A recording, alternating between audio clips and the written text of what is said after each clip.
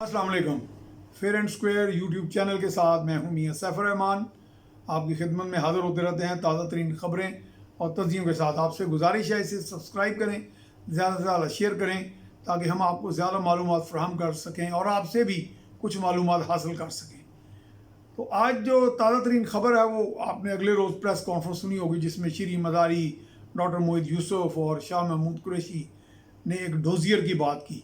तो डोसियर की जब मैं बात करता हूँ तो मुझे अपना वो 3-4 साल पहले का अमेरिका का सफ़र याद आता है। मैं अक़वाम मुत्तहिदा की जनरल असम्बली के सेशन के इजलास के लिए वहाँ गया था 2016 में।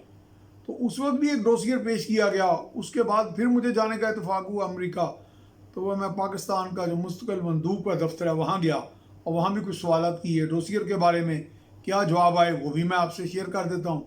और अब के मरतबा जो डोसियर आया इसमें अलबत्ता ये ज़रूर है कि आपका डोसियर बेहतर है।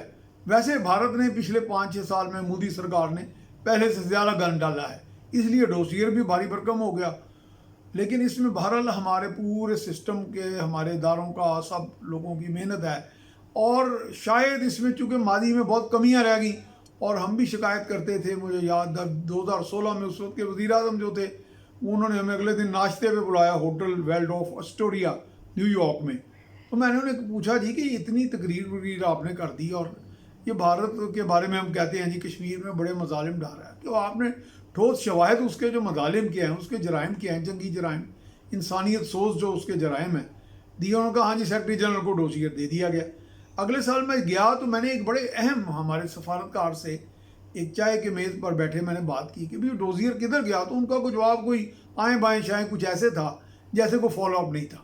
अब भी मैं समझ रहा हूँ कि भारी भरकम हमने डोसियर तो तैयार कर लिया है, जब तक फॉलोअप नहीं होगा तो भारत का वो जो मनफी शैतानी प्रोपेगेंडा है उसको कैसे मुकाबला करेंगे। लेकिन बहरहाल फिर भी खुशी है कि इस मरतबा डोसियर 131 सफ़ों पर मुश्तमिल है। उसमें 15 वीडियोज़ सीडीज़ हैं। उसमें भारत के बहुत से ऐसे लोगों के नाम हैं, ब्रिगेडियर्स, कर्नल्स और उनके बहुत सारे अफसरों और दीगर उनके ऑपरेटिव्स के, जो फॉल्स फ्लैग ऑपरेशन करते हैं, जो मजालिम डालते हैं, जो बाकायदा IS इस्लामिक स्टेट को भी स्पॉन्सर करते हैं, उनकी कहाँ कहाँ तरबियत करते हैं।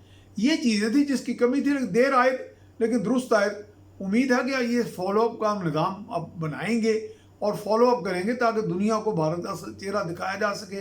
नहीं तो जो उसका 5th जनरेशन वॉर है, हाइब्रिड वॉर है, उसकी हम नज़र हो जाएंगे। वो बुरा भी करेगा तो अच्छा लगेगा। दुनिया तो पहले ही पाकिस्तान के बारे में कोई बदनीयत है। इसका मुकाबला हमने सिर्फ ख्वाहिशों से नहीं करना, अमल से करना है और दिन रात मेहनत करके करना है। इजाज़त दीजिए, अल्लाह हाफ़िज़।